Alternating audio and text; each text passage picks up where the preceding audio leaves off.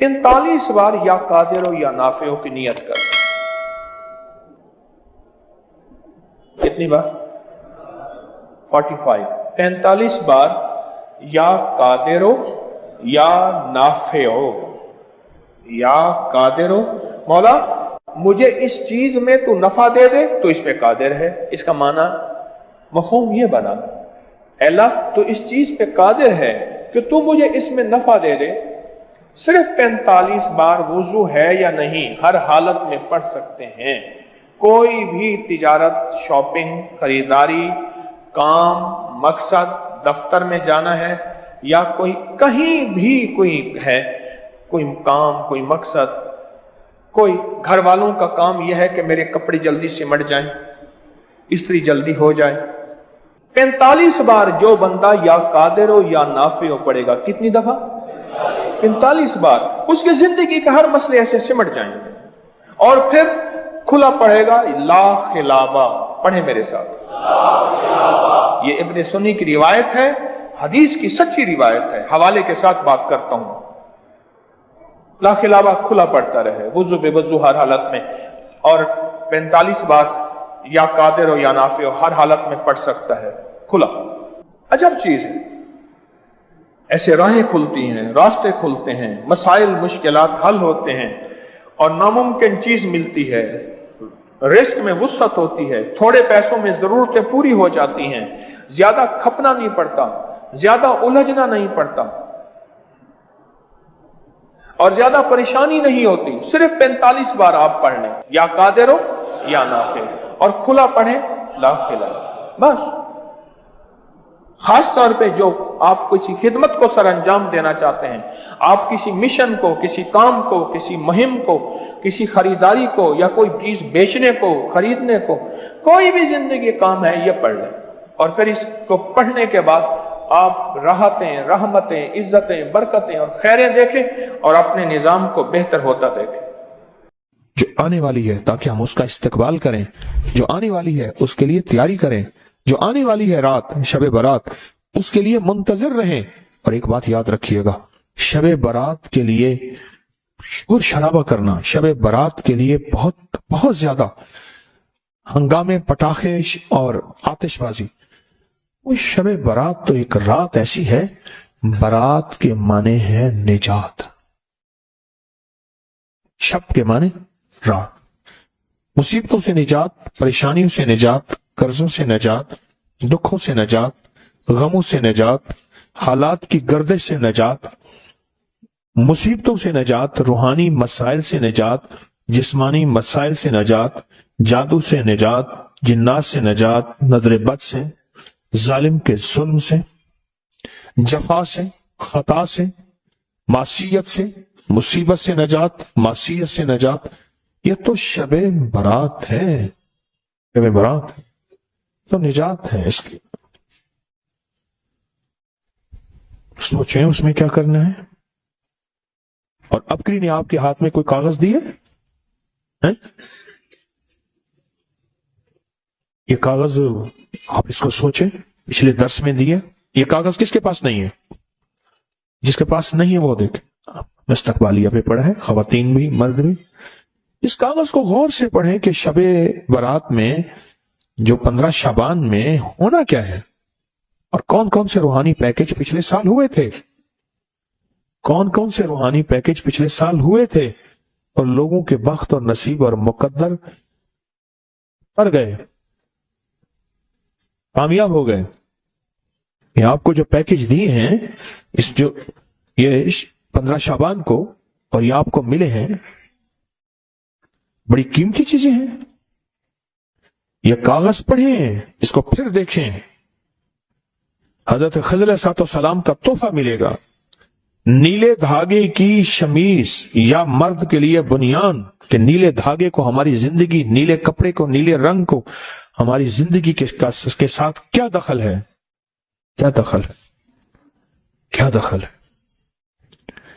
और रूहानी जानिसारों की अलविदाई दुआ, और ये एक डिबिया है, इसमें एक खास कंकर है, इसको सिर्फ बस तवे पे रख देना है, इसमें खास नक्श बने हुए हैं और बड़ी मेहनत की हुई है।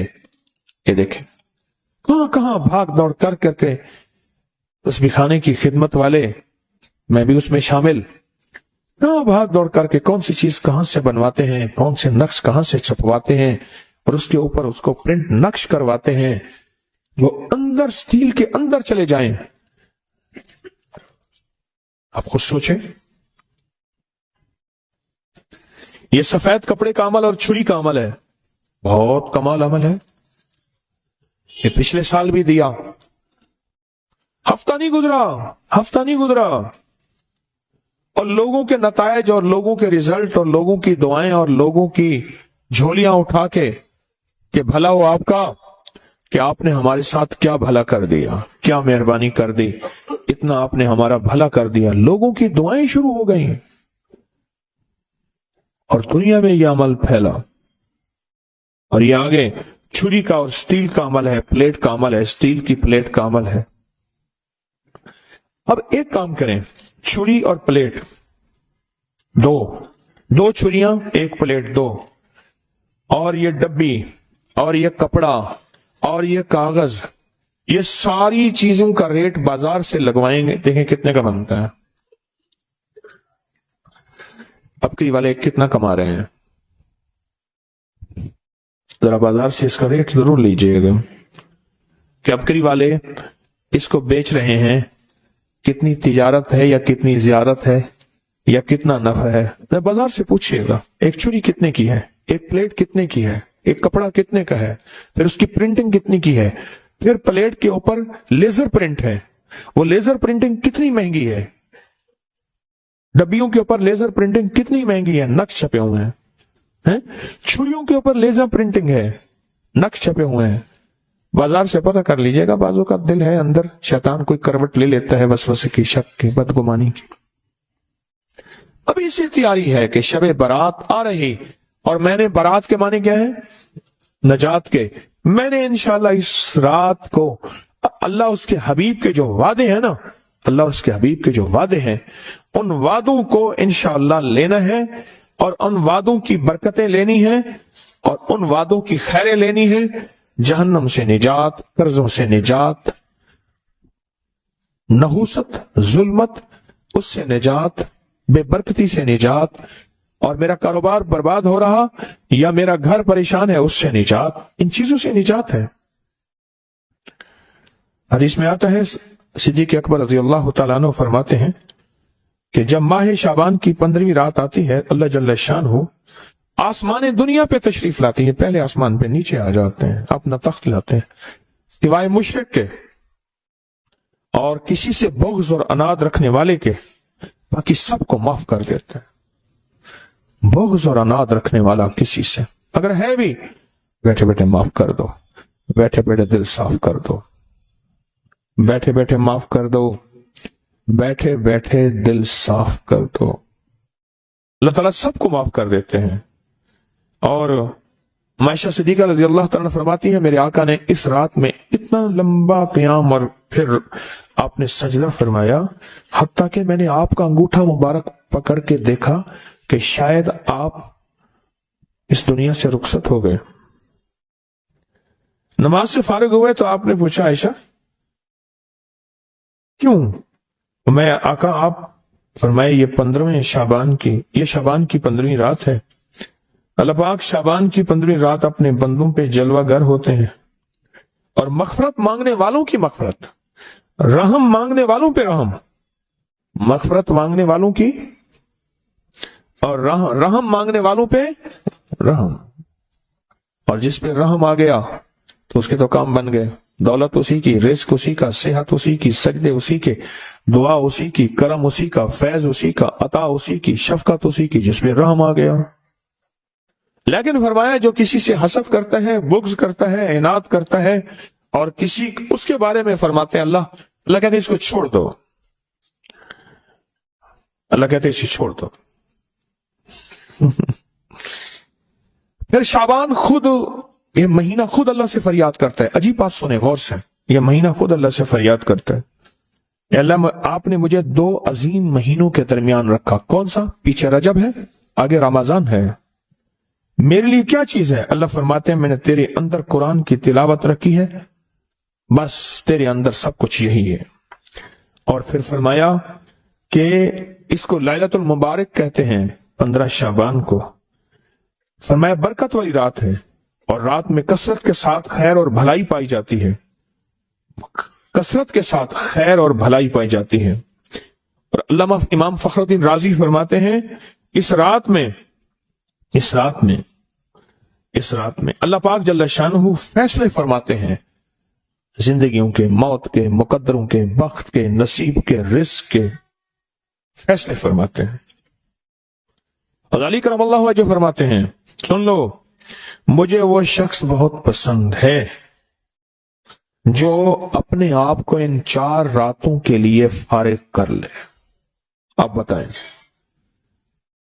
मुझे वो शख्स क्या है जो अपने आप को इन 4 रातों के लिए फारिग कर ले। कौन सी रात?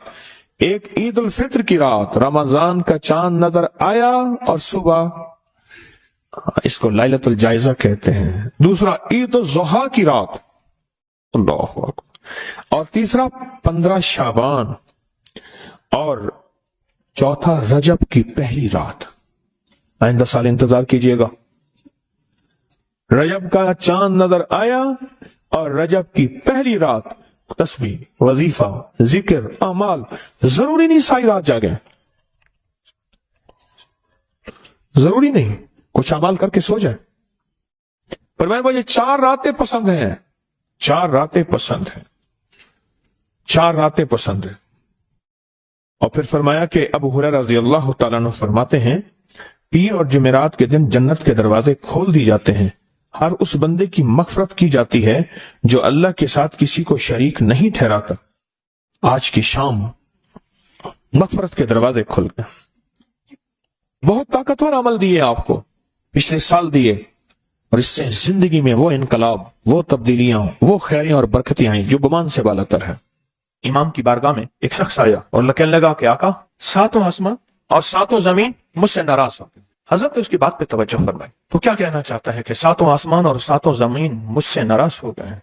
फरमाया चाहता क्या है? कहा आसमान से रिस्क आना खत्म हो गया है और जमीन मेरे लिए तंग हो गई है, मैं परेशान हूँ, मैं जिंदगी की उलझनों में हूँ। जिसके लिए आसमान का रिस्क, राहत, इज्जत, बरकत, वुसअत, वक़्त, मकाम आसमानों से आता है, जिसके लिए खत्म हो जाए, और जमीन जिसके लिए तंग हो जाए, सोचें उसकी जिंदगी क्या होगी।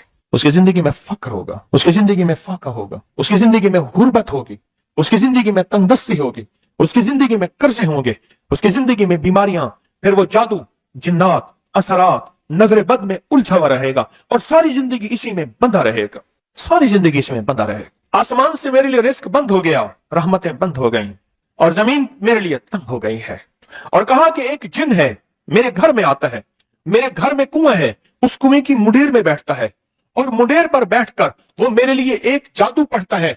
उस जादू के पढ़ने से मेरे की हर चीज पत्थर बन जाती है, खराब हो जाती है, बर्बाद हो जाती है, कीड़े पड़ जाते हैं, उसमें गंदगी होती है और घर में नफरत है, घर में परेशानी है, घर में हालात की तंगी है, हम एक दूसरे को खून के प्यासे हैं और एक दूसरे को कबूल नहीं करते। लफ्ज सख्त है, वो बोलना नहीं चाहता, इसलिए रुक जाता हूं। लफ्ज सख्त है, वो बोलना नहीं चाहता, जो रिवायात और किताबों में आया है, इसलिए रुक जाता हूं, अगला लफ्ज ढूंढ के ले आता हूं। ऐ अल्लाह के वली, आपके पास इसका कोई हल है? बड़ी दूर से आया हूं।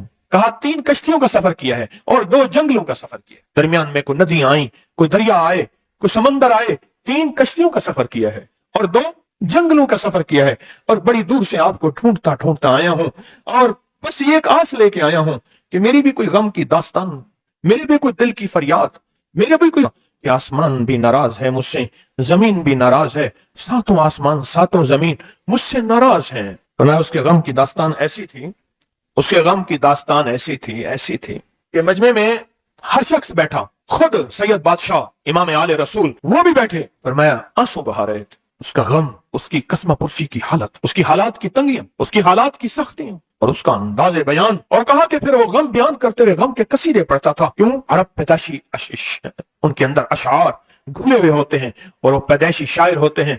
वो अंदर अंदर अशार कहता था, बाहर पढ़ता था।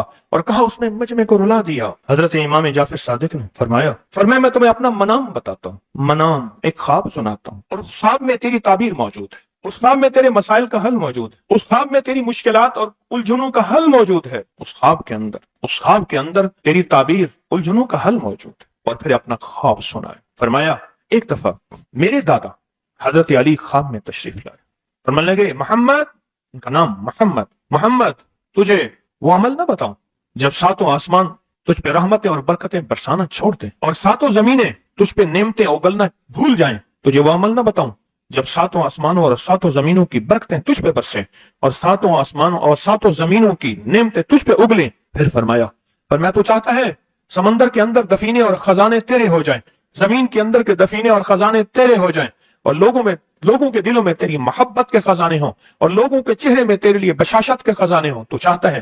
میں ہاں چاہتا ہوں، عطا کیجئے۔ تو فرمایا پھر میرے ساتھ پڑھ، اور فرمایا مجھے پڑھایا اور پھر پڑھایا اور پھر پڑھایا، اور یوں تکرار کرتے کرتے 7 دفعہ فرمایا۔ کتنے دفعہ؟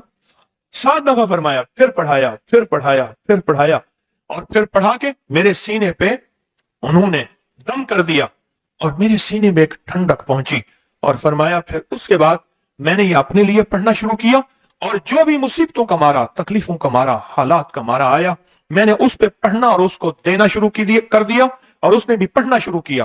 محدثین نے لکھا ہے جو یہ عمل کرے گا، اگر 7 نہیں 70 جادوگر، 70 نہیں 100 جادوگر، 100 نہیں 70,000 جادوگر، 70,000 نہیں 70 لاکھ جادوگر اس پہ جادو کریں گے تو اللہ آسمانوں سے اس پہ رحمتوں کے، برکتوں کے، عطاؤں کے وہ بادل بھیجیں گے جو اس پہ ڈھال بن جائیں گے، مصیبتیں اس سے دور ہوں گی، جادو اس سے خطا ہوگا اور دشمن ناکام ہوگا، حالات کی تلخیاں دور ہوں گی، اور محمد اور آل محمد کی نسبت سے اللہ اس کو خوشیاں، خوشحالیاں عطا کرے گا، راحتیں اور برکتیں عطا کرے گا، اور اس کی نسلوں میں زمین خزانے اگلے گی، آسمان رحمتیں برسائے گا، سمندر نعمتیں عطا کرے گا، اور دنیا کے چہرے اور لوگوں کے دلوں میں اللہ اس کی محبت ڈال دے گا۔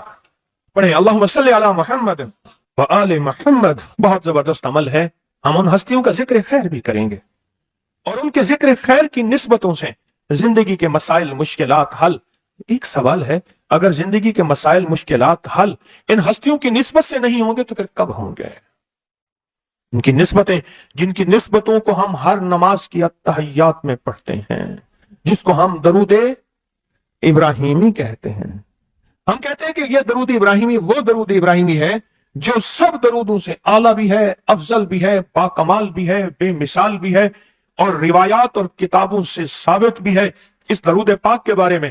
پر اس درود پاک کا ابتدائی حصہ کبھی سوچا ہی نہیں، اور ہم نے سمجھا کہ شاید یہ درود ہمارا نہیں، کسی اور کا ہے۔ نہیں، کتابوں میں دونوں روایات ملتی ہیں، آل محمد بھی و علی آل محمد بھی، درود ابراہیمی میں دونوں روایات ملتی ہیں۔ اب اس عمل کو ہم بیان کرتے ہیں جس عمل کے تذکرے اور جس عمل کا ذکر خیر انہوں نے کیا اور ان لوگوں سے کروایا، اس عمل کو آج ہم بیٹھ کے اکٹھا ہو کے، جمع ہو کے، درد اور دل کی گہرائیوں کے ساتھ کرتے ہیں۔ کیا خیال ہے؟ آپ چاہتے ہیں ساتوں آسمان آپ پہ رحمت برسیں، ساتوں زمین آپ کے لیے خزانے اگلے؟ چاہتے ہیں یا نہیں چاہتے؟ چاہتے ہیں۔ آپ چاہتے ہیں لوگوں کے دلوں میں آپ کے لیے محبت ہو، الفت ہو، راحت ہو، اور لوگ آپ کے دل کے لیے، لوگوں میں دل میں آپ کے لیے ایک ایسا انداز ہو کہ چہرے سے محسوس ہو، اور آپ چاہتے ہیں کہ آپ کے گھر رحمتوں اور برکتوں سے اور رزق کے خزانوں سے بھر جائیں، اور آپ چاہتے ہیں کہ اگر آپ پہ جادو ہے، آپ پہ نظر بد ہے، آپ کے اوپر حاسدوں کا حسد ہے، جادو ٹوٹ جائے چاہتے ہیں، حسد ختم ہو جائے چاہتے ہیں، نظر بد ختم ہو جائے چاہتے ہیں، بے اولادیوں کی وجہ سے کوئی نظر بد ختم ہو جائے چاہتے ہیں، اور آپ چاہتے ہیں کہ ساری کائنات، ساتوں آسمان اور زمین میں عرش سے لے کر فرش تک آپ کے لیے نور بھر جائے، راحت بھر جائے، رزق بھر جائے، صحت بھر جائے، عطا ہو جائے، مشکلات کا حل ہو جائے اور ناکامیاں دور ہو جائے، چاہتے ہیں یا نہیں چاہتے؟ چاہتے ہیں۔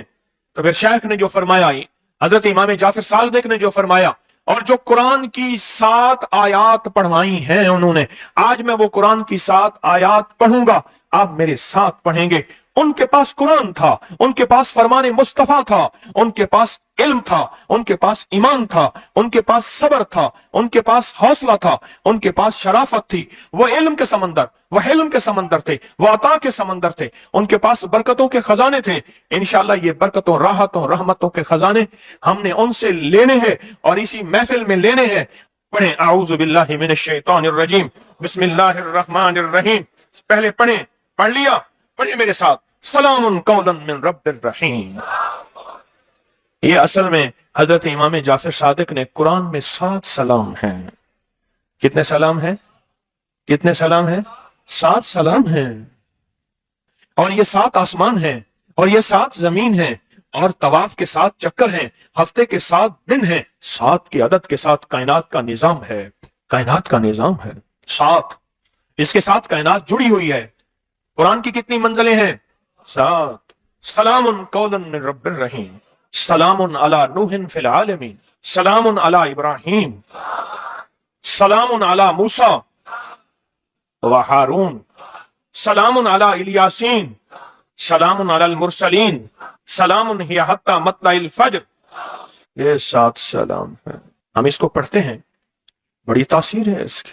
اہل محفل بتاتے ہیں کہ حضرت امام جعفر صادق نے اس کے اوپر 7 سلام پڑھے اور اس کو 7 سلام سکھائے۔ وہ دیہاتی تھا، ہم دیہاتی کہتے ہیں، عرب میں اس کو بدو کہا جاتا ہے، صحرائی کہتے ہیں، عرب میں اس کو بدو کہا جاتا ہے۔ وہ بدو دیہاتی صحرائی تھا، اس کو 7 سلام سکھائے اور فرمایا اس کو 7 دفعہ صبح شام پڑھ لیا کر، اگر حالات کی سختی تنگی زیادہ ہے تو جتنا زیادہ پڑھ لیا کر، بس کوئی تعداد نہیں۔ اہل محفل بتاتے ہیں کچھ ہی عرصے کے بعد ایک شخص آیا، اس کے پاس قافلہ تھا، اس کے اونٹ دیباج سے سجے ہوئے تھے، جس کو آپ بوسکی اور کرنڈی کہتے ہیں، جس کو آپ دنیا کا، پاکستان کا دنیا کا مہنگا کپڑا کہتے ہیں، ریشم۔ اتنا تو تھا کہ اونٹ بھی اسی سے سجے ہوئے تھے، اونٹ بھی اسی سے سجے ہوئے، جاگ رہے ہیں، میری طرف دیکھ رہے ہیں، اونٹ بھی اسی سے سجے ہوئے تھے۔ اور وہ کہنے لگا آہا، آسمان مجھ سے راضی ہو گئے، زمین میرے لیے وسیع ہو گئی۔ جو ناممکن کام ہے نا، بچوں سے دعا کرو، میرا پیکج ہے، سنا ہے نا آپ نے، ناممکن کام۔ حویلی کے سامنے، حویلی آپ حضرات گئے ہوں گے، میرے باپ دادا پر دادا کا شہر ہے، حویلی کے سامنے ایک سڑک جا رہی ہے، وہاں ایک صاحب رہتے تھے، گدا ریڈی ان کے پاس، غریب آدمی تھے۔ تو ایک پیر صاحب کو میرے سامنے 100 روپے دیا، 100 روپے کی بڑی حیثیت، پر اس کی حیثیت اس کی تھی جس کی عموماً جو ایک پھیرا ہوتا تھا 5 روپے کا، 4 روپے کا ایک چکر، تو اس کا 100 کیسے جمع ہوا ہوگا؟ اس کا 100 کیسے جمع ہوا ہوگا؟ 100 روپے دیا تو کہا دعا کر دیں، پیر صاحب نے دعا کر دی۔ ایک دفعہ مجھے ملا، میں نے کہا پیر صاحب سے دعا کرائی، اچھی انسان تھے، میں تجھے ایک دعا بتاتا ہوں۔ میں نے اسے اللہ کا نام دے دیا اور کہا کہ بچے اکٹھے کر، غریب کے بچے ویسے زیادہ ہوتے ہیں، بچے اکٹھے کر اور تو دعا کر اور انہیں کہے آمین، اور کوئی 8 آنے روپے کی کافیاں لے کے بیٹھ جانا، پہلے نہ دینا، کھا کے بھاگ جائیں گے، کافیاں رکھ کے بیٹھ جا اور دعا کر اور ان سے کہے آمین کہیں۔ کیوں؟ جو نابالغ معصوم بچہ ہے اس کو گناہ کا خیال نہیں، تصور نہیں، گمان نہیں، ادراک نہیں، احساس نہیں، قدم نہیں، اس کے بول سچے، اس کے جذبے سچے، اس کی کیفیت سچی، اس کا انداز سچا، سب کچھ سچا، اس کا سب کچھ سچا۔ ایک بات بتاؤں، یہ بات میں نے کئی دفعہ بتائی ہے اور میں نے اس کے خود تجربے کیے ہیں۔ آپ نے یہ بات سنی ہوگی، مومن کے جھوٹے میں شفا ہے، سنی ہے؟ میں بچوں کا جھوٹا پیتا ہوں، اور جس بیماری کی نیت پر کر کے پیئیں ٹھیک ہو جائے گی۔ بچے سے بڑا کوئی مومن ہے؟ بولے، بچے سے بڑا بھی مومن ہے؟ بچے کا جھوٹا اس تھوڑا سا پلا دیں اور پھر اس کی تھوکیں بھی جائیں گی، ان کی تھوکیں بھی جائیں گی، اسی جگہ منہ لگا کے پیئے۔ مومن کے جھوٹے میں شفا ہے، شفا ہے، میرے آقا نے فرما دیا، بس ختم، مجھے کسی دلیل کی ضرورت نہیں ہے۔ میں نے کئی لوگوں کو بتایا، جو بیماری، کوئی روگ، کوئی جسمانی بیماری، کوئی روحانی بیماری، کوئی روحانی روگ، کوئی جسمانی روگ، اگر کوئی ایسا ہے بھی صحیح، اس جگہ منہ لگا کے پیئے، منہ لگا کے پیئے۔ مومن کے جھوٹے میں شفا، بڑے زبردست اس کے ریزلٹ ہیں اور بہت زیادہ نتائج ہیں، مستقل مسلسل پیئے۔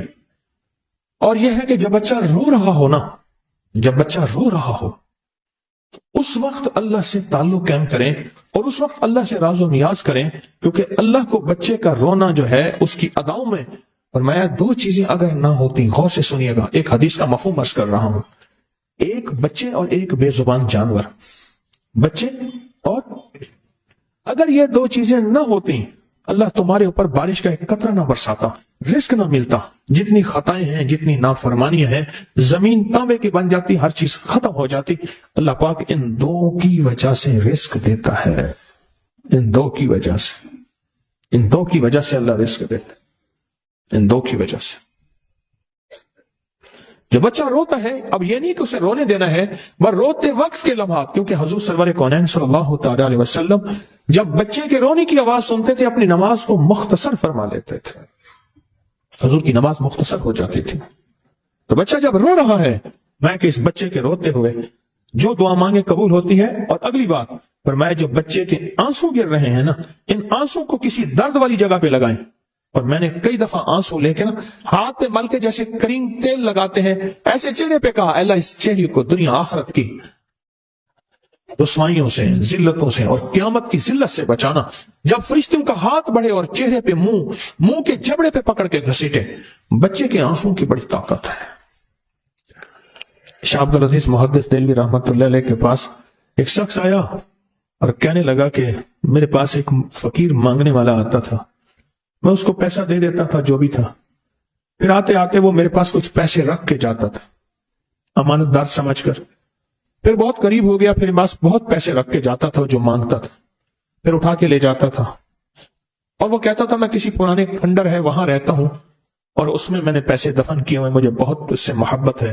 سکے ہوتے تھے پہلے، کاغذ والے روپے تو ہوتے نہیں تھے، اور کہا کہ مجھے بتاتا تھا فلاں جگہ رہتا ہوں، آج تک میں گیا نہیں۔ کچھ دنوں کے بعد بہت عرصہ آتا رہا، پھر کچھ دنوں نہیں آیا، تو میں سوچا کہ بیمار ہو گیا کیسے، تو کہا کہ میں پھر ڈھونڈتے ڈھانڈتے گیا اس کھنڈر میں، تو وہ بیمار پڑا تھا، میری آہٹ سن کے میں نے اسے کہا، تو کہا میرا آخری وقت ہے، مجھے مال سے بہت محبت ہے، میں نے پیسہ کر کے جمع کیا ہے، یہ جتنا میرا مال ہے یہ ساتھ یہ جگہ ہے جہاں میں نے دفن کیا ہوا ہے، جب ایسا کرنا مجھے دفن کرنا، یہ مال میرا ساتھ رکھ دینا چپکے سے، وعدہ کر۔ میں نے وعدہ کر لیا اور کہا کہ یہ دیکھ اس مال میں سے ایک پیسہ خرچ نہ کرنا، میرا کفن بھی تم جیب سے دینا، میرے مال میں سے خرچ نہ کرنا۔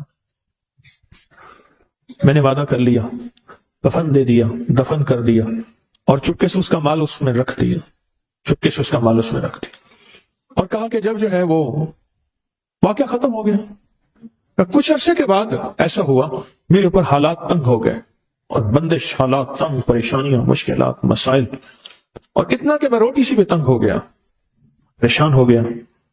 ایک دن میرے خیال آیا کہ کئی سال ہو گئے اس کو دفن کیے، اس کا مال کس کام کا، اس کا مال نکال کے لے آؤں، استعمال کروں۔ رات کو گیا، اس کی قبر کو کھودا تو دیکھا تو اس کی ہڈیاں پڑی تھیں، اور اس کا جتنے بھی مال، اس کا پیسہ تھا، سارا ہڈیوں کے اوپر ایسے بکھرا ہوا تھا اور سرخ تھا۔ کہا کہ مجھے مال کی طلب تھی، میں نے ایسے ہاتھ ڈالا تو میرا ہاتھ جل گیا، اور میں بس چیختا چلاتا قبر بند کر کے آیا ہوں۔ اب یہ ہاتھ ہر وقت میری آگ ہی آگ ہے، اس کو پانی میں رکھتا ہوں اور تکلیف میں رکھتا ہوں اور دہی میں رکھتا ہوں، آگ ہی آگ، کوئی ایسا طریقہ۔